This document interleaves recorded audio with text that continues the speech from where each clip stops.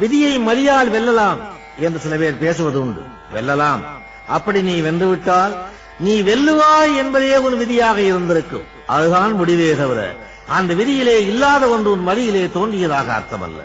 ஒன்று சொல்வேன், யாரையும் எவரையும் எந்த வீட்டையும் எந்த நாட்டையும் சாட்டையில்லா பம்பரம் போல் ஆட்டி வைக்கிறான் இறைவன். இறைவன் என்று ஒருவன் உண்டா இல்லையா என்ற விவாதத்திற்கு வருவதற்கு முன்னால் ஒரு விஷயத்தை உங்களுக்கு நினைவுபடுத்த விரும்புவேன்.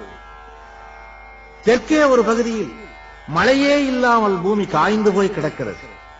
வடக்கே ஒரு பகுதியில் மழையினாலே வெள்ளக்காடுகள் பெருகி கிராமங்களை அழிக்கிறது. அந்த தண்ணீர் இங்கே வந்தால் இந்த கிராமம் பிழைக்கும். அந்த தண்ணீர் இங்கே வரவில்லையே. பருவத்தாலே ஆண்டவன் இரண்டு பிரிவுகளை உருவாக்குகிறார். மழை இல்லையே என்று எண்ணுகிறவன் அவனை நினைக்க வேண்டும்.